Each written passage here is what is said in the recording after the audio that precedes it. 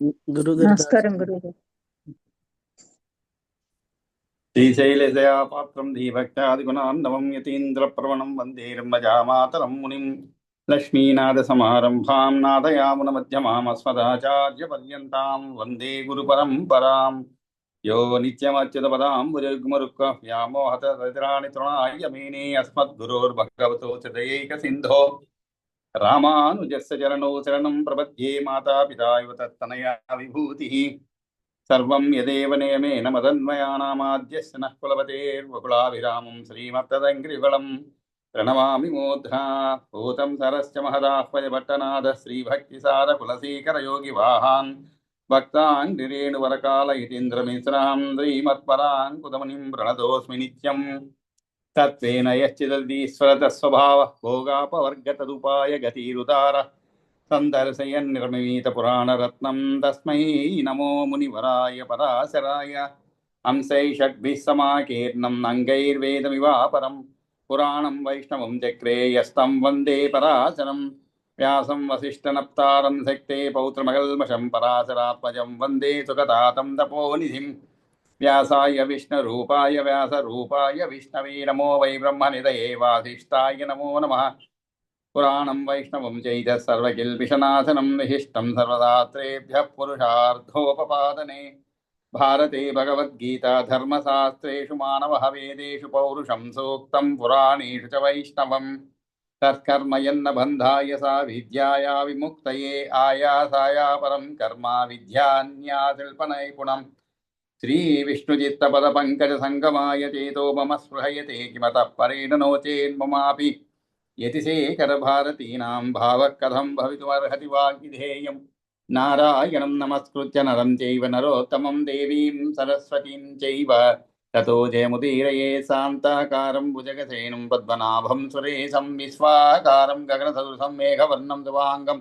లక్ష్మీకాంతం కమలనయనం యోగిహృద్యానగమ్యం వందే విష్ణుం భవభయహరం సర్వలోకైకనాథం సశంఖచక్రం సకిరీటకుండలం సపీతవస్త్రం తరసీరుహే క్షణం సహారవక్షస్థల శోభికౌస్తుభం నమామి విష్ణుం శిరసా చతుర్భుజం. మనం ఈరోజు శ్రీ విష్ణు పురాణం ప్రారంభించేదానికి ముందు ఒక 3 మాటలు మాత్రం చెప్పుకుందాం అన్నాం. అంటే మనం మొదటి సెషన్లో విజయలక్ష్మి గారు రామానుజ చరిత్ర గురించి చాలా చక్కగా చదివారనమాట. దీంట్లో ముఖ్యంగా ఏంటంటే ఏదైనా పుస్తకము చాలా సందర్భాల్లో మన షెల్ఫ్లోనే ఉండిపోతూ ఉంటాయి. ఎవరో ఇచ్చినవో లేదు మనం ఆసక్తితో కొనుక్కుంటాం, చదువుతాము, లేదు ఎవరైనా ఇచ్చినవి, కానీ వాటిని జాగ్రత్తగా ఈ షెల్ఫ్లో పెడుతూ ఉంటాం అనమాట. ప్రతిరోజు చూస్తూనే ఉంటాం, కానీ మరెందుకో అవి తీసి చదివేటువంటి అవకాశము రాకపోతుంటాయి. చాలా పుస్తకాలు అలా ఉండిపోతూ ఉంటాయి మన దగ్గర, అసలు అట్టలు కూడా నలగు, అలా ఉండిపోతాయి. ఈ రామానుజ చరిత్ర అనే పుస్తకాన్ని మనకి ఈ విధంగా ఒకరు చదివి వినిపించినందువలన మనముగా పుస్తకం తీయవలసిన శ్రమ కూడా తగ్గిపోయింది అనమాట. ఏదో ఆ 40 నిమిషాలు హాయిగా కూర్చొని శ్రద్ధగా వినేటువంటి అవకాశం కలిగింది. దానికి కృతజ్ఞత తెలపాలి మనం. అంతేకాదు, మనముగా చదివేదానికంటే కూడా వేరే వాళ్ళు చదివి వినిపిస్తూ ఉంటే మనకి ఆ విషయం పైన ఏకాగ్రత ఎక్కువగా ఉంటుంది. అది కూడా గమనించవలసిన విషయం. అంటే ఏకాగ్రత అంటే మనం దాన్ని శ్రద్ధగా వింటేనండి. కాబట్టి మనకి అనేక విధములుగా అది ఉపయోగపడుతూ ఉంటుంది అనమాట. కాబట్టి ఈ విధంగా కూడా ఈ రామానుజ చరిత్ర చదవడం అనేది చాలా గొప్ప విషయం. అది మనందరికీ కూడా ఒక సౌభాగ్యం అనే చెప్పాలన్నమాట. ఏదో చేసుకున్నట్టు పుణ్యం. ఎందుకంటే ఈ పుస్తకాలు అందరి ఇళ్లలో ఉండవచ్చు, కానీ చదివేటువంటి లేదు వినేటువంటి అవకాశం ఈరోజు మనకి దొరికిందనమాట. అది ఒక విషయం. తరువాత వారు చదివేటప్పుడు వినతి అని, అంటే మన శ్రీభాష్యం అప్పలాచారి గారు రాశారనమాట.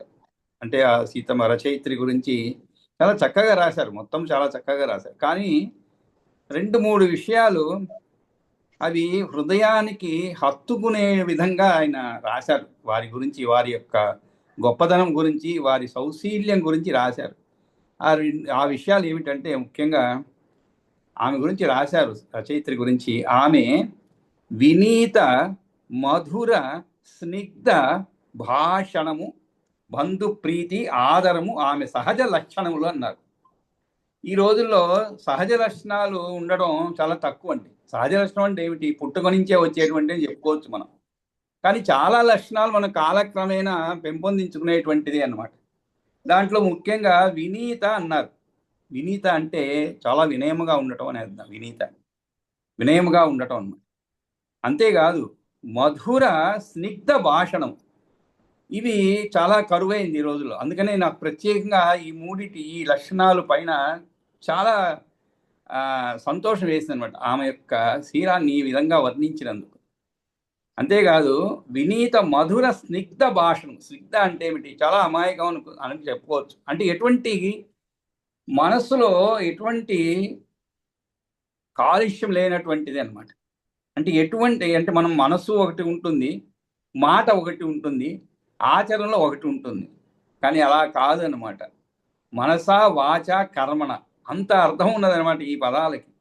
కాబట్టి ఇది చాలా గొప్పగా చెప్పబడింది ఆమె గురించి. అంటే చాలా దగ్గరగా పరిశీలించిన వారికే ఇటువంటి గుణములు ఉన్నవి అనేటువంటి విషయాన్ని దానికి తగ్గట్లుగా, ఏమంటే మనం కూడా ఎన్నో చూస్తూ ఉంటాం, కానీ దానికి తగ్గట్లుగా పదప్రయోగం చేసి వర్ణించగలిగినటువంటి చాలా గొప్పవారి. వీరి గురించి కూడా తక్కువ చెప్పడం లేదు, కానీ అన్నిటికంటే కూడా ఈ 3 పదాలు చాలా చక్కగా ఉన్నాయి. ఆనందం వేసింది వాడు చదువుతుంటే ఆ పదాల గురించి. అది శ్రీ భాష్యం అప్పలాచార్య గారు రాసింది. ఆ తరువాత ఇంకొక సందర్భంలో ఈ భగవద్ రామానుజ చరిత్ర ఒక సమీక్ష అని రాయబడింది అనమాట. ఆ సమీక్షకు మొదట అది శ్రీభాష్యం తిరుమల రామానుజాచార్య దాసుడు రాశారు. దానికి మొదట ఒక శ్లోకం ఇవ్వబడింది. ఎందుకంటే అది కొంచెం సంస్కృత శ్లోకంగా ఉన్నది కాబట్టి దాన్ని మనం కూడా ప్రత్యేకంగా చదువుకున్నాయి ఈ సమయంలో అని చెప్పి నేను చదవడానికి ప్రారంభిస్తున్నాను. ఆదౌ జగదాధార శేష తదను సుమిత్రానందన వేష తదుపరి ధృత హల ముసల విశేష తదనంతరం అభవత్ గురు ఏష. అంటే 4వ పాదము కొంచెం విడదీసి చదువుకుంటే అర్థమవుతుంది. తద్ అనంతరం అన్నారు. అంటే మొదట ఆయన ఆదౌ జగదాధార శేష అంటే భగవద్ రామానుజుడి అవతారం చెప్తాను. ఆదౌ జగదాధార శేష తదను అంటే దాన్ని అనుసరించి ఆ తరువాత సుమిత్రానందన వేష. సుమిత్రానందుడు ఎవరు? లక్ష్మణుడు. కాబట్టి సుమిత్రానందన వేష తద్ ఉపరి అన్నారు. ఆ తరువాత ఏమిటి? ధృత హల ముసల విశేష. ధృత అంటే ధరించినటువంటి, హల ముసల విశేష అన్నారు. ఆ తరువాత తదనంతరం అభవత్. తద్ అనంతరం అంటే ఆ తరువాత అభవత్ అయ్యారు. ఏమిటి? గురుహు ఏష. వీరు గురు అయ్యారు. ఏష అంటే వీరు అని అర్థం. తద్ అనంతరం అభవత్ అంటే అయ్యారు అని అర్థం.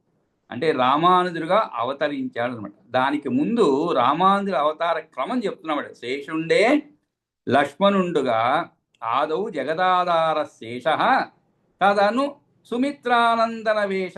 తదను అంటే ఆ తరువాత శేషుడే లక్ష్మణుడుగా, బలరాముడుగా, అది ఇక్కడ ధృతహల ముసల విశేష అంటే బలరాముడుగా, ఆ తరువాత తత్ అనంతరం అభవత్ గురుహు ఏష. ఆ తర్వాత ఈయనే రామానుజుడుగా అవతరించాడు అని చెప్పి భగవంతునికి చెందే పారతంత్రమే స్వరూపంగా కలిగి ఉన్నాడు కనుక శేషనామధేయుడు, ఆ స్వరూప స్వభావాలతోనే అవతరించినటువంటి మహాపురుషుడు రామానుడు అనేటువంటిది ఈ శ్లోకం అన్నమాట. ఆదౌ జగదాధార శేష తదను సుమిత్రానందన వేష తదుపరి ధృత హల ముసల విశేష తద్ అనంతరం అభవత్ గురు ఏష. ఇది అన్నమాట ఈ శ్లోకానికి. అంటే తాత్పర్యం కూడా ఉంది కిందనే, కానీ దాన్ని ప్రత్యేకంగా ఇలా విభజించుకొని చదివితే ఇంకా మనకి అర్థం చాలా చక్కగా ప్రస్ఫుటంగా ఉంటుందన్నమాట. సరే, కాబట్టి ఈ రామానుజ చరిత్ర చదవడం అనేది చాలా గొప్ప విషయం. మనందరికీ కూడా, ఎవరికైనా కూడా ఆమోదయోగ్యమైనటువంటి కార్యక్రమం చెప్పాలి. మనం అందరికీ ఆమోదయోగ్యమైనటువంటిది అన్నమాట. ఆ తర్వాత మనం ఈ విష్ణు పురాణంలోకి వెళ్దాము. మనం ప్రథమ అంశంలోనే ఉన్నాం అన్నమాట ఇప్పుడు ప్రస్తుతానికి. గురుగారు దాసం అండి. దాసం దాసం చాలా బాగుందండి. నాది అసలు విని దీన్ని సవరించినందుకు చాలా కాబట్టి చాలా తర్వాత కృతజ్ఞతలు. మనం ఏమన్నా మీలాంటి పెద్దలు ఏమన్నా తప్పులు ఉంటే లేదు అట్లకని కాదు, అంటే క్షమించి అందరూ ఉన్నారు కదా అని ఆదరించాలి. ఒకసారి వివరంగా చెప్తే ఇంకా సంతోషిస్తారు. అవునవును, మంచి పని చేశారు. చాలా తర్వాత మనం 6వ అధ్యాయంలో ఉన్నాం అనమాట. దేంట్లో? విష్ణు పురాణంలో. ఈ 6వ అధ్యాయంలో కూడా ఒక 15 శ్లోకాల వరకు పూర్తి చేసుకుంది. ఈరోజు ఏదో కాకతాళీయంగా ఎక్కడో ఒక చోట ఇక్కడ కిందనే ఒక రెఫరెన్స్ ఇచ్చారు. ఏమిటంటే కూర్మ మహాపురాణంలో కూడా ఇదే విషయాన్ని, అంటే సృష్టి గురించి వాటి గురించి కూడా ప్రస్తావన జరిగిందనమాట. దాంట్లో కూడా ఈ యొక్క ఆశ్రమాల గురించి, అంటే బ్రహ్మచర్యం, తర్వాత గృహస్థ ఆశ్రమం, తర్వాత వానప్రస్థం, వీటి గురించి కూడా అక్కడ కూడా ఇదే విధమైనటువంటి ఒక విషయాన్ని చెప్పడం జరిగిందనమాట. సరే, ఏదో చదువుతున్నప్పుడు సరే అవి సందర్భం వచ్చినప్పుడు మళ్ళీ దాంట్లో కూడా కొద్దిగా రెఫరెన్స్ తీసుకుందాము. ఈరోజు మనం 15వ శ్లోకం నిన్న పూర్తి చేసుకున్నాం. ఈరోజు 16వ శ్లోకం నుంచి ప్రారంభించాం. ఈ అధర్మ బీజ సంభూతం తమోలోభ సముద్భవం ప్రజాసు తాసు మైత్రేయ రాగాధికం అసాధకం అన్నారు. అంటే ఏమిటి? మనస్సు శుద్ధం కాగా ఆ శుద్ధాంతఃకరణంలో హరివసింపగా విశుద్ధ జ్ఞాన స్వరూపమైన విష్ణువునే పరమపదాన్ని దర్శిస్తారు అని చెప్పబడింది 13వ శ్లోకంలో. శుద్ధే చతాసాం మనసి శుద్ధే అంత సంస్థితే హరౌ శుద్ధం జ్ఞానం ప్రపశ్యంతి విష్ణువాక్యం ఏన తత్పదం. కానీ అలా ఉండిపోతారా? ఇప్పుడు మనం శుద్ధాత్ములుగా ఉండలేము కదండి. ఏదో ఒక మాలిన్యాలు చేరుతూనే ఉంటుందన్నమాట. ఎందుకంటే మనిషి యొక్క ఆలోచనలు దానికి అనుగుణంగా చేతలు జరుగుతూ ఉంటాయి అన్నమాట. కాబట్టి మనిషి ఎప్పుడు కూడా శుద్ధంగా ఉండలేరు. ఒక 5 నిమిషాలు ఉండగలుగుతామేమో, అది కూడా ఆయన ధ్యానం చేస్తూ ఉండగలుగుతాం కొద్దిసేపు. ఆ తర్వాత మనసు ఎక్కడెక్కడో తిరుగుతూ ఉంటుంది. చాలా క్లిష్టమైనటువంటి, భగవద్గీతలో అదే చెప్తారు, చాలా క్లిష్టమైనటువంటిది మనస్సును అదుపులో పెట్టుకోవడం. ఒక 2 నిమిషాలు కళ్ళు మూసుకొని ఒక విషయం పైన ధ్యానించమంటే అప్పుడే తెలిసిపోతుంది మన యొక్క బలహీనత ఏమిటనేది. ఒక విషయం పైన మనసు నిలవదు. అది వెంటనే ఏ విషయము మనం కూడదనుకున్నామో ఆ విషయం పైకే మనసు మరలుతూ ఉంటుంది. అది సర్వసాధారణం. కాబట్టి ఈ విధముగా తథ కాలాత్మకో యో అసౌ సచ అంశ కథితో హరే, ఏదైతే అటు పిమ్మట హరి అంశగా చెప్పబడేటువంటి కాలస్వరూపుడు ఆయన ఏం చేస్తాడు? భయంకరమైనటువంటి మిక్కిలి అల్పమైన సుఖాన్ని ఇచ్చేటువంటి అత్యంత తుచ్చమైన పాప కర్మలు పడవేస్తాడు అనమాట. మన స్నేహితులు ఉంటారు కొంతమంది, వాళ్ళు కూడా ఇటువంటి కార్యక్రమాలు, అందరూ కాదండి, కొంతమంది మంచి స్నేహితులు ఉంటారు, మనల్ని ఎప్పుడు సన్మార్గంలో నడిపించేటువంటి వారు ఉంటారు, కష్టాల్లో ఆదుకునేటువంటి వారు ఉంటారు. కొంతమంది ఈర్ష్యాద్వేషాలతో ఉండేటువంటి వాళ్ళు ఉంటారు కూడా అన్నమాట. ఈ మధ్య పిల్లలు అలా ఉండటం సహజం. ఈర్ష్యాద్వేషాలు. క్లాస్లో ఒక అబ్బాయికి ఫస్ట్ మార్క్ వస్తుంది అనుకోండి, తరగతిలో ప్రథమ శ్రేణిలో ఉన్నాడు అతను. ఆ కింది స్థాయి ఉండేవాడికి సర్వసాధారణం అది ఈర్ష్య అనేది. ఆ ఈర్ష్య ఎట్లుండాలి? ఆరోగ్యకరమైనటువంటి ఈర్ష్యగా ఉండాలి. అంటే ఏమిటి? తాను కూడా ఆ స్థానానికి చేరుకోవాలనేటువంటి కోరిక రగల్చాలన్నమాట లోపల. అటువంటిది ఒక ఆరోగ్యకరమైనటువంటి విషయం అన్నమాట. కానీ అలా ఉండదు. తాను ఎలా ఆ స్థానానికి చెందాలి? కష్టపడి చదివి ఆ స్థానం పొందటం కష్టం. అలాంటప్పుడు ఏం చేయాలి? మనం పరిగెత్తు ఉంటే మనం ముందు వాడిని దాటిపోలేము అనుకోండి, వెనక్కి అప్పుడు మనకి ఇంకో ఆ మార్గం ఏమిటి? మన శక్తిని పెంచుకోవడం కాదు, ఆ ముందు పరిగెత్తేవాడు చొక్కా పట్టుకొని వెనక్కి లాగడం, అది కూడా ఒక పద్ధతి అనమాట. ఈ విధంగా ఇక్కడ కాలస్వరూపుడు భయంకరమైనటువంటి మిక్కిలి అల్పమైన సుఖాన్ని ఇచ్చేటువంటి అత్యంత తుచ్చమైన పాప కర్మలో పడవేస్తాడు అనమాట. ఇంకా ఒక చాలా బాధాకరమైనటువంటి విషయం ఈ మధ్య ఒకటి చదివానమాట. అంటే ఈ అసూయ గురించి సందర్భం వచ్చింది కాబట్టి, పిల్లలు మామూలుగా పరస్పరం అసూయతో ఉండడం, ఈర్ష్యతో ఉండడం అది సర్వసాధారణం. ఇంటికి వచ్చి తల్లిదండ్రులు చెప్తున్నారు. ఈ మధ్య ఒకసారి ఒక సంఘటన చదివాను నేను. అక్కడ ఒక తల్లి తన కుమారుడికి మొదటి ర్యాంక్ రావటం లేదు అని చెప్పి క్లాసులో ఆ మొదటి స్థానంలో నిలబడేటువంటి ఆ విద్యార్థిని అని చెప్పకూడదు. అంటే ఏమిటి? ఆ విద్యార్థిని హత్య చేయించినటువంటి సంఘటన చదివాము. అంటే తల్లిలో అంత ఈర్ష్య తగిలిపోయింది అనమాట. తల్లిలో ఉండొచ్చు, కానీ ఆ ఈర్ష్య ఎలా ఉండాలి? పిల్లవాడికి ఇంకా బాగా చదువురా అని చెప్పి వాడిలో ఆ దీనిని రగిల్చాలన్నమాట. అది పోయి ఆ పిల్లవాడిని చంపేసింది. ఘోరమైనటువంటి విషయం అన్నమాట. అన్నీ ఎందుకంటే ఈ కలికాలం అండి, ఇదంతా కూడా ఏదైనా జరగవచ్చు. మీకు ఇది జరగదు అది జరగదు అని లేదు, రోజు చూస్తూనే ఉంటాం. అసలు మన ఊహకి అందనటువంటి విషయాలు ఎన్నో జరుగుతున్నాయి. ఊహకి మనం ఊహించలేము అటువంటివి. అటువంటి హత్యలు, అటువంటి అమానుషమైనటువంటి కార్యం జరుగుతుంది. దీని అన్నిటికీ కారణం కాలస్వరుడు భయంకరమైనటువంటి మిక్కిలి అల్పమైన సుఖాన్ని ఇచ్చి అత్యంత తుచ్చమైన పాపకర్మలో పడవేస్తాడు. ఎవరు? కాలస్వరూపు. దానివల్ల ఏం జరుగుతుంది? అధర్మ బీజ సంభూతం తమోలోభ సముద్భవం ప్రజాసు తాసు మైత్రేయ రాగాదికం అసాధకం. కాబట్టి ఆ కారణం నుంచి ఏమవుతుంది? ఆ మనుష్యులలో ఆ చాతుర్వర్ణ్యంలో తమో గుణంచే పుట్టిన లోభం వల్ల కలిగే పురుషార్థ సాధకం కాని రాగాదులతో కూడుకున్న అధర్మ బీజం ఉదయిస్తుంది. అధర్మ బీజం ఉదయిస్తుంది. ఇదంటికి ఎలా అంటే మనం దీన్ని ఎందుకు ఇలా అవుతుంది పరిస్థితులు అనే దానికి ఇక్కడ చెప్పారు, విష్ణు పురాణంలోనే చెప్పబడింది అన్నమాట. కాబట్టి అటువంటి రాగాదులతో కూడుకున్న అధర్మ బీజం ఉదయిస్తుందన్నమాట. దానివల్ల ఏమిటి ప్రయోజనం?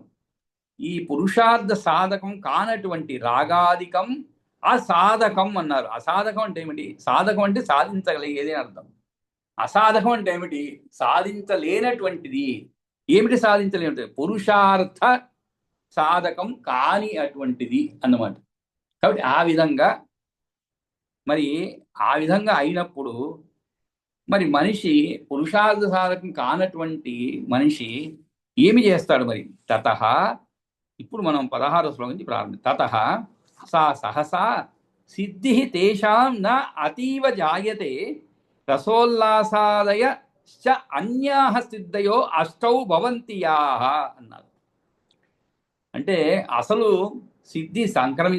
సిద్ధించకుండా అంటే ఉదాహరణకి మనం ఒక మార్గంలో పోతున్నాం. ఆ మార్గంలో మీకు ఏదైనా అడ్డంకి వచ్చింది అనుకోండి, అప్పుడు ఏమవుతుంది? మీకు అసలైన మార్గంలో పోయినందువల్ల కలిగేటువంటి ఫలములు ఏవైతే ఉన్నాయో అవి దొరకవు. కానీ ఆ ఫలానికి విపరీతమైనటువంటిది లేదు, ఆ ఫలానికి దగ్గరలో ఉన్నటువంటిది కాస్త కూస్తో దొరుకుతుంది అనమాట.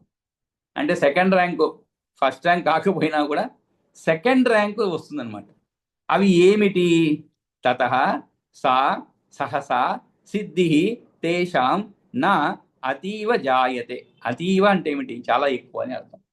తేషాం అంటే వారికి, ఎవరికైతే ఈ యొక్క కాలస్వరూపుడు ఎవరినైతే పాపకర్మల్లో పడవేస్తాడో అటువంటి వారికి నిజముగా సహజ సిద్ధి అంటే ఏది అయితే ఉన్నదో, అంటే కాలస్వరూపుడికి ముందు ఆ సిద్ధి ఫలించదు, శీఘ్రంగా కలుగదు, తర్వాత కలుగుతుంది. పిమ్మట వారికి సహజ సిద్ధి, సాయుధ్య ముక్తి రూపసిద్ధి శీఘ్రంగా కలుగదు. నా అతీవ జాయతే.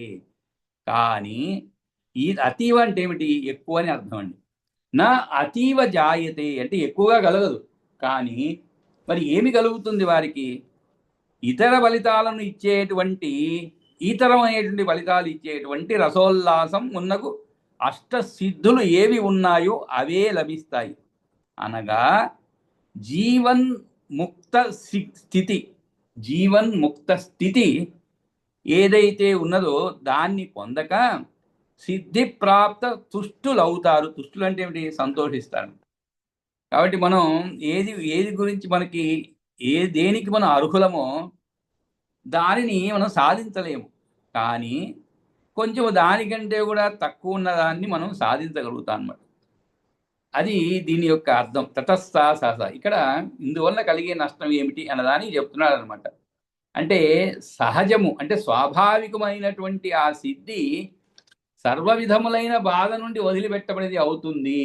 అంటే ఇచ్చట ఆకలి దప్పికలు మొదలుగా ఉన్నటువంటి ద్వంద్వము జంటను గెలిచేటువంటి లక్షణము గల సిద్ధి ఏదో ఒకంత మాత్రమే కానీ దండిగా సమృద్ధిగా కలవదు అని చెప్పారు. అంటే ఏమిటి? సహజ సిద్ధి పొందిన వాడికి ఆకలి దప్పికలు, ద్వంద్వములు అంటారు, అటువంటి కష్ట నష్టములు, ఆకలి దప్పికలు ఇవి ఉండవన్నమాట. కానీ ఇది లేనందువలన, దాన్ని పొందనందువలన ఒకంత మాత్రమే కానీ దండిగా సమృద్ధిగా కలుగదు అని చెప్పాడు. కాబట్టి దీంట్లో రసము, ఉల్లాసం మొదలుగా గల సిద్ధుల గురించి స్కాంద పురాణం వంటి గ్రంథాల్లో వివరించబడింది అనమాట. సిద్ధులు మొత్తం 8 మంది అని, దీని గురించి వివరాలు చెప్పబడింది అనమాట. వాటిలో రసోల్లాసం అంటారు ఒకటి, ఇంకోటి తృప్తి అనేది, అంటే ఇవన్నీ పొందుతారన్నమాట ఈ 8 కూడా. కానీ అసలైనటువంటి ముక్తి అనేటువంటి దాన్ని పొందలేరు. ఇంకోటి ధర్మోత్తమ సిద్ధి అని, తుల్యతా సిద్ధి అని, ఇవన్నీ కూడా స్కంద పురాణంలో వివరంగా చెప్పబడేది అనమాట. విశోక సిద్ధి అని, తత్పర సిద్ధి అని, కామచారిత్వ సిద్ధి, ఎక్కడో ఒక చోట సంతోషంగా ఉండటం. అదేవిధంగా స్కందవాయు పురాణాల్లో కూడా అష్టసిద్ధులు ఇట్లు చెప్పబడినని చెప్పి ఇచ్చాడు. కృతేతు మిథునోత్పత్తి సిద్ధిశ్చాపి రసోల్లత సకృద్ దృష్టిమయీ చ అన్య గృహ వృక్షాత్మికా పర పశ్చాత్ సంకల్ప సిద్ధిశ్చ కల్పవృక్షాత్మికా పర ప్రకామ వృష్టిశ్చ కృష్ట పశ్చ సిద్ధి తదా అష్టమి. అంటే అంటే 8 గురించి కూడా చెప్పారనమాట. ఏమిటవి అనేది వరుసగా చెప్పబడింది. అంటే మనకి కృతయుగంలో మరి ఎలా ఉన్నది, ఈ త్రేతాయుగం వచ్చాయంటే యుగము మారేటప్పటికి వీటిలో కూడా మార్పులు వచ్చాయన్నమాట.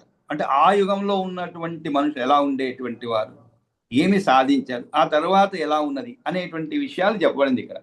కృతయుగంలో రసం యొక్క ఉల్లాసము ప్రతి ఒక్క హృదయమునందు తానంతట అదే ఏర్పడుతుంది అనమాట. దానికి ఒక కారణముతో పని లేదు. ఈ రసోల్లాసం అనే సిద్ధి ద్వారా నరుడు ఆకలి అణచివేస్తాడు. అంటే ఏమిటి, ఇవన్నీ కూడా ఆ యొక్క కృతయుగంలో ఉన్నటువంటి వారికి లక్షణాలు అనమాట. అంటే వారి అందరికీ కూడా సహజ సిద్ధంగానే అవి ఏర్పడతాయి. ఆ సిద్ధి ఏర్పడినప్పుడు ఆకలిని అణచవేయగలుగుతారు అనమాట. ఇంకా తమాషా అండి, మీకు ఈ యుగంలో అనుకుందాం, కలియుగం వచ్చాం మనం, కలియుగంలో ఉన్నాం ప్రస్తుతానికి. ఈ యుగంలో ఈ ఆకలి దప్పికలు ఇవన్నీ కూడా కొంచెం ఎక్కువనే చెప్పాలి. ముఖ్యంగా మనకి చక్కెర వ్యాధిగ్రస్తులు చాలామంది అయిపోయారు. ఇప్పుడు మన దేశంలో చూసుకుంటే అసలు ఒక సర్వసాధారణం అయిపోయింది అనమాట. అంటే షుగర్ అండ్ డయాబెటిక్ అనమాట. మరి వాళ్ళకి ఆకలి దప్పికలు కొంచెం ఎక్కువగానే ఉంటాయి మిగిలిన వారికంటే. మిగిలిన వారు 4-5 గంటలైనా ఎటువంటి ఆహారం ద్రవం లేకుండా కూడా ఉండగలుగుతారు. కానీ వీరికి ఉండలేరు అనమాట. ప్రతి 2-3 గంటలకి, ఎందుకంటే వీరిలో కూడా ఆకలి దప్పికలే. ఇది ఒక రోగ లక్షణం అనుకోండి. అయినా కూడా అటువంటి వారు ఏమవుతున్నారు, చాలా ఎక్కువైపోతున్నారు అనమాట. ప్రతి ఇంటిలో కూడా ఇది కొంచెం అతిశయోక్తి అయి ఉండవచ్చు, కానీ కొంతవరకు నిజమే. ప్రతి ఇంటిలో కూడా ఎవరో ఒకరు, చిన్నో పెద్దో మధ్య వయస్కులు కూడా, 40 వాళ్ళు కూడా డయాబెటిక్ అయిపోతున్నారు. ఇప్పుడు కనీసం ఒకరైనా ఉంటున్నారు. ఇవన్నీ కూడా అంటే యుగంలో వచ్చేటువంటి మార్పులను చెప్పుకోవచ్చు. యుగ ధర్మాల్లో కూడా మనం ఇలా చెప్పుకోవచ్చు. ఈ యుగ ధర్మం అలాంటిది ఏమో. ప్రతి ఒక్కరి కూడా అనారోగ్య సమస్యలతో కొట్టుమిట్టాడుతున్నారన్నమాట. పుట్టిన బిడ్డ కూడా షుగర్ డయాబెటిక్స్ అంటున్నారు ఈ మధ్యకాలంలో. అదేదో టైప్ 1, టైప్ బి, లేదా టైప్ ఏ, టైప్ బి అని రకరకాలుగా విభజన చేసి దానికి అనుగుణంగా చికిత్సలు ఉన్నాయండి. ప్రతిదానికి చికిత్స ఉంటుంది, కొన్ని వ్యాయామాలతో ఇవన్నీ జరుగుతున్నాయి అన్నమాట. కాబట్టి ఈ రసోల్లాసం అనేటువంటి సిద్ధి ద్వారా నరుడు ఆకలిని అణచివేస్తాడనమాట. ఆకలి కాదు కూడాను. అప్పటి కాలంలో ప్రజలందరూ కూడా ఏవేవో పనులు చేయవలసిన అక్కర లేకుండానే ఎల్లవేళలా తృప్తులై ఉంటారు. ఇవన్నీ కూడా కృతయుగం గురించి మాట్లాడుతున్నాను. ఈ తృప్తి సిద్ధిని ముని సప్తములు రెండవదిగా చెబుతున్నారు అనమాట. అంటే తృప్తి సిద్ధి అంటున్నారు. అంటే ఒక మనిషిలో ఒక తృప్తి ఉంటుందన్నమాట. అది ఇప్పుడు ప్రస్తుతం కరువైపోయింది అనమాట. ప్రతిదీ కూడా ఇతరులతో పోల్చుకోవటం, ఇవన్నీ. ఎందుకంటే మనం విష్ణు పురాణం చదివామంటే దాంట్లో ఉండేటువంటి విషయాలు ప్రస్తుత కాలానుగుణంగా ఎలా మనం అన్వయించుకోవాలనే విషయాలు అన్వయించుకొని చదువుకుంటే అవి చిరస్థాయిగా ఉండిపోతాయి మనసులో అనమాట. ఇలా కాలానికి తగినట్లుగా మార్పులు వస్తున్నాయి అన్నమాట. ఇప్పుడు తృప్తిగా ఉండేటువంటి వారు చాలా తక్కువ అండి. ఏదో ఒక విషయంలో అసంతృప్తి. అయ్యో వాడు అది చేసుకున్నాడు, అయ్యో నేను చేయలేకపోయాను, అయ్యో వాళ్ళు చక్కగా చదువుకున్నారు, నేను చదవలేకపోతున్నాను. ఇలాంటివి అసంతృప్తులు, చిన్నవో పెద్దవో. కాకపోతే కొన్ని చాలా పెద్ద పెద్ద అసంతృప్తులు, వాటి వల్ల కొన్ని జరిగేటువంటి ఆపత్కర పరిస్థితుల్లో కూడా ఎదుర్కొంటున్నారు. కొన్ని చిన్న అసంతృప్తులు అనమాట, ఏదో మేనేజ్ చేసుకుంటున్నారు. కానీ ప్రతి మనిషిలో అసలు. కానీ అప్పుడు ఎలా ఉండేది, కృతయుగంలో ఈ తృప్తి సిద్ధిని ముని సప్తం రెండోలో చెప్తారు. వారికి ఎవరికి కూడా అక్కర లేకుండానే ఎల్లవేళ తృప్తులై ఉంటారు. ఏవేవో పనులు చేయవలసిన అక్కర లేకుండానే ఎల్లవేళ తృప్తులై ఉంటారు అన్నమాట. ఇప్పుడు ఉదాహరణ మనం కూడా ఏదో పనులు చేస్తున్నాం, సంపాదిస్తున్నాం, కానీ ఎవరిని చూసినా కూడా తనకంటే పై మెట్లో ఉండేవాడి గురించి ఆలోచిస్తూ తృప్తి చెందలేకపోతున్నాడు. తాను చేసే పని తృప్తి చెందలేకపోతున్నాడు. అంతేకాదు, ఎక్కడికి పోయామనుకోండి, అక్కడ ఎవరో ఎదురు పడతారు. వాళ్ళు ఉన్నటువంటి నేను అది కాకుండా ఇంకా గొప్ప మనల్ని అందరినీ కూడా గొప్ప అసంతృప్తికి చేసేటువంటి విషయాలు ఒకటి ఈ మధ్య ఏంటంటే, ప్రతిదీ కూడా మనం పంచుకోవడం, షేరింగ్ అన్నమాట. షేరింగ్ అంటే వాట్సాప్లో షేర్ చేసుకోవడం. ఉదాహరణకి నేను ఉన్నా అనుకోండి, నేనేదో పాటలు చెప్పుకుంటూ హాయిగా ప్రశాంతంగా ఇంట్లో ఉన్నాను, కానీ మా మిత్రుడు ఏం చేస్తాడు, ఎక్కడికో స్విట్జర్లాండో ఏదో వాళ్ళ అమ్మ ఎవరో ఉంటారు, పోతారు, వస్తారు. అదే పాత రోజుల్లో పోయి వచ్చిన తర్వాత ఏదో విశేషాలు చెప్పుకుంటాం, కానీ ఇప్పుడు అట్లా కాదు. ఆయన ఇక్కడి నుంచి ఎయిర్పోర్ట్కి పోయేటప్పటి నుంచి అక్కడ దిగి అన్నీ చూసుకొని తిరిగి వచ్చేంత వరకు వాట్సాప్లో రియల్ టైం అంటారు. అంటే ఏమిటి, ప్రతి క్షణం ఏం జరుగుతుందో దాన్ని అంతా పెడుతూ ఉంటారు. దానితో ఏమవుతుంది, మనలో కూడా ఒక అసంతృప్తి, ఏం జన్మ అంటే ఇది, ఇంత సంపాదించాం, ఇంత చేసాము, వాడు చూడండి ఎక్కడ. అంటే అసంతృప్తి కారణాలు ఇలా పెరిగిపోతున్నాయి, రోజు రోజుకి పెరిగిపోతున్నాయి. అంటే వాళ్ళు చెప్పకూడదని కాదు, షేర్ చేయకూడదని కాదు, కానీ దాని వలన మనసు పైన చాలా విపరీతమైనటువంటి ప్రభావం ఏర్పడుతుందన్నమాట. అంటే మనం అది సాధించలేకపోయామే, మనం పోలేకపోయామే. దానికంటే మించినవి మన దేశంలోనే చాలా ఉన్నాయండి, మనమే చూడలేదు. మన 3వ వీధిలో ఒకటి ఉంటుంది విశేషం. వాడు ఎవడో ఉన్నటువంటి జర్మనీ నుంచి ఒకడు వస్తాడనమాట. వాడికి విలేకరు వస్తాడు. అప్పుడు ఉన్నట్టుండి మనకు తెలుస్తుంది, అరే 3వ వీధిలోనే ఉంది ఈ వింత అని. మనం పోయి చూసుండం. ఎందుకంటే ఇది మన దేశంలో, దరిద్రం అంటే మన దేశంలో ఉంది కాబట్టి దానికి అంత ప్రాముఖ్యత మనం ఇవ్వము. కానీ బయటవాడు వచ్చి చెప్పినప్పుడు మనం దాని ప్రాముఖ్యత. ఈ విధంగా అసంతృప్తిని కూడా ఏదో ఒక విధంగా తృప్తిపరచుకోవాలన్నమాట. లేదనుకోండి, అదే ఇప్పుడు జరిగేటువంటి అనర్థాలని జరిగిపోతూ ఉంటాయి అన్నమాట. అది తరువాత దీనిలో తక్కువ ఎక్కువ ఇది మూడవ. ఇంకా వారి సుఖదుఖాలకు ఆయుష్యమునకు తుల్యత అంటే సమానత్వం ఉంటున్నది. అంటే ఏమిటి, వారి సుఖదుఖాలకు ఆయుష్యమునకు తుల్యత, సమానత్వం ఉంటున్నది. దీనికి అర్థం చేసుకోవాలి. తుల్యత అంటే ఏమి లేదు, మన ఆరోగ్యం ఆయుష్ కానీ దేనిపైన ఆధారపడి ఉంటుందండి, మన జీవన శైలిపైనే ఆధారపడి ఉంటుంది చాలా వరకు. అంటే ఇంకా వయసు వచ్చిన తర్వాత కాలధర్మం చెందటం అనేది ఎవరికైనా తప్పదు. కానీ ఆ వయసు అంటే ఏమిటి, ఒక 75-80 వరకు బతకవలసిన వారు కూడా, అంటే మామూలుగా జన్మించినప్పుడు మనం వేస్తుంటాం కుండలు అవి వేసి వీడి ఆయుష్ 75 అని చెప్తారు. కానీ ఇప్పుడు అవన్నీ చెల్లదండి. 75 వాడు 50 ఏళ్ళలోనే పోతున్నారు, 27 అనుకున్నవాడు 72 బతుకుతున్నారు అనమాట. ఇవన్నీ జరుగుతున్నాయి. అంటే దీనికి కారణం ఏమిటి, సుఖదుఖాలకు ఆయుష్యునకు తుల్యత అన్నారు. కాబట్టి మనం సుఖంగా ఉన్నాము అనుకొని జీవిస్తే మన ఆయుష్ పెరుగుతుందండి. జీవించగలుగుతాం, మనం ఏమి అవసరాలు చాలా వరకు తగ్గించుకొని జీవించగలుగుతాం. కానీ దీనికి అన్నిటికీ మనసు కారణం. మన మనసుని అధీనంలో పెట్టుకోగలిగితే అది మన ఒక్క చేతిలో ఉండదండి. అది కూడా ఆలోచించాలి. మనం ఏమి బ్రహ్మచర్యాలు ఆచరించి ప్రతిదీ కూడా మన చేతిలో పెట్టగలిగేటువంటి స్థితిలో ఉండమన్నమాట. మనం అన్ని ప్రకృతి సిద్ధంగా ఏది జరగాలో జరిగిపోతూ ఉంటాయి. చివరికి దానివల్ల కలిగేటువంటి విపరీత ఆపత్కర పరిస్థితులు ఎదుర్కొన్నప్పుడు అయ్యో ఆ మొదటి మెట్టే ఎక్కి ఉండకూడదు, ఇక్కడ ఇంత వచ్చి చింతిస్తున్నామే అనిపిస్తుంది మనకి. కానీ అది తప్పదన్నమాట. అంటే మనం ఒంటరిగా ఉంటే పర్వాలేదు, మన చేతిలో ఉంటుంది అంతా కూడా సుఖదుఖాలు. కానీ మనం ఒంటరి కాదు కదా. సంఘంలో ఉండేటప్పుడు వేటి యొక్క ప్రభావం మన పైన పడుతుందో మనమే చెప్పలేమన్నమాట. వాటిని అన్నిటిని తట్టుకొని మనం ఆయుష్ని పెంచుకోగలుగుతాం అన్నమాట. కాబట్టి దీనికి సమానత్వం ఉంటుందన్నమాట. ఆ తరువాత ఇది 4వ సిద్ధి అంట. 5వది ఏమిటంటే విశోక అనబడుతుంది. అంటే ఏమిటి, దీని యందు స్థిరంగా నిలిచి ఉండేటువంటి బలం పుష్కలంగా బహుళంగా ఉంటుంది. అంటే పరమాత్మపరమైనటువంటి తపస్సు చేయుట, ధ్యానంలో మునిగి ఉండుట వంటివి 6వ సిద్ధి అన్నమాట. అంతేకాదు, తాను ఇష్టము వచ్చిన చోట్లలోకి ఎక్కడికి అడ్డంకులు లేకుండా పోయి రాగలగడం, దానిని నికామ చారిత్వము అంటారు. తర్వాత అక్కడ ఇక్కడ లేకుండా ఎక్కడైనా పడుకోవడాన్ని అష్టమ సిద్ధి అని చెప్తున్నారు. ఇది అష్టమ సిద్ధి. అంటే ఏమిటి, ఎక్కడ అంటే అర్థం ఏంటంటే, ఎటువంటి పరిస్థితులు అయినా ఎటువంటి ప్రదేశంలోనైనా, ఎటువంటి ఆవాసంలోనైనా, ఎటువంటి జన సమూహంలో అయినా కూడా తాను ఏకాకిగా ఉన్నాను అనే భావంతో జీవించగలిగేవాడు ధన్యుడండి. మన చుట్టూ 10 మంది ఉండవచ్చు, కానీ వారి వలన మనకి ఎటువంటి మానసికంగా కానీ శారీరకంగా ఎటువంటి బాధలు కలగకుండా ఉండగలిగితే అది చాలా గొప్ప విషయం. కానీ అది చాలా కష్టమైన విషయం అండి. మన చుట్టూ ఉండేవారు అంతమంది ఉన్నప్పుడు మనం ఏకాకిగా ఉండడం. ఏకాకిగా అంటే ఏమిటి? మనం ఎక్కడో పోయి దాక్కోవాలని కాదండి. కానీ అంతమంది ఉన్నా కూడా ఎవరూ చుట్టూ లేరనేటువంటి భావనతో ఉండగలగటం అన్నమాట. లేదు, తాను ఏకాకిగా ఉన్నా కూడా నిజంగా తన చుట్టూ 10 మంది ఉన్నారు అని జీవించేదిలో ఇంకా కష్టం. అది జరుగుతుంది. అది అవసరం పడుతుంది మనకి జీవితంలో. చాలా సందర్భాల్లో అటువంటి సంఘటనలు జరుగుతూ ఉంటాయి. మనం ఏకాకిగా ఉండవలసి వస్తుంది. ఉదాహరణకి కుటుంబ సభ్యులే అనుకుందాం. కుటుంబ సభ్యులు ఎక్కడో, ఎందుకంటే ఇవన్నీ కూడా లౌకిక విషయాలే అన్నమాట. కుటుంబ సభ్యులతో ఉంటాం మనం, ఉన్నటువంటి వాళ్ళు ఎక్కడికో బయటికి పోతారు. ఒక 10 రోజులు 15 రోజులు మనం ఏకాకి అయిపోయాం అనమాట ఉన్నట్లుండి. దానితో మానసిక వేదనకు గురైపోతుంటాం.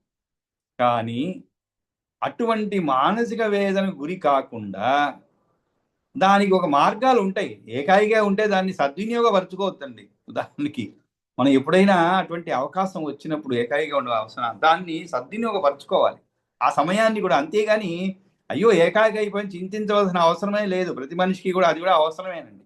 ఎల్లప్పుడూ 10 మందితో ఉన్న వారికి ఈ ఏకాంతం అనేది కూడా చాలా అవసరం. మనసు ఆ సమయంలో ఎన్నో మంచి ఆలోచనలు వస్తూ ఉంటాయి. కాబట్టి ఆ విధంగా సద్వినియోగపరుచుకుంటే దానిని ఆనందంగా స్వీకరించవచ్చు అనమాట. ఆనందంగా అనుభవించవచ్చు ఆ ఏకాంతాన్ని. ఏకాంతం అంటే ఎవరు లేనటువంటి పరిస్థితి. కానీ దానికే చింతిస్తూ ఉంటే ఆ సమయాన్ని సద్వినియోగపరచుకోలేకపోయామే అని తర్వాత ఇంకా ఎక్కువ చింతించాల్సి వస్తుంది అనమాట. కాబట్టి ముందుగానే ఒక ప్రణాళికాబద్ధంగా ఉంటే దేనికైనా కూడా మనం సులభంగా ఎదుర్కోగలుగుతాం అనమాట. ఈ విధంగా ఈ సహజ సిద్ధి అంటే సాయుధ్య ముక్తి రూప సిద్ధి శీఘ్రంగా కలగకుండా ఇతర ఫలితాలు ఇచ్చేటువంటి ఈ అష్టసిద్ధులు కూడా ఏవి ఉన్నాయో అవే లభిస్తాయి అన్నమాట. ఎప్పుడైతే కాలపురుషుని ప్రభావం వలన మానవుల్లో అధర్మము, ఈర్ష్య, అసూయ, ఆశ రూపంలో ప్రవేశపెట్టబడిందో అప్పుడే వారికి సిద్ధి చటాలున అప్రయత్నంగా తగినంతగా కలుగదన్నమాట. అప్రయత్నంగా తగినంతగా కలగదు. ఇంకా రసోల్లాసం వంటి 8 సిద్ధులు కూడా కలగకుండా నిలిచిపోతాయి. ఎంతో ప్రయత్నం చేస్తే తప్ప సిద్ధి ఏర్పడదు. ఎంతో ప్రయత్నం చేయాలి. అంటే ఏదైతే సహజసిద్ధంగా ఉన్నదో దానికి గురించి కూడా మనం ఎక్కువగా పోరాడి ఎక్కువగా కష్టపడి సిద్ధించుకోవాల్సినటువంటి పరిస్థితి అన్నమాట. అటువంటి పరిస్థితి ఏర్పడదు. అదే దీని యొక్క అర్థం అన్నమాట.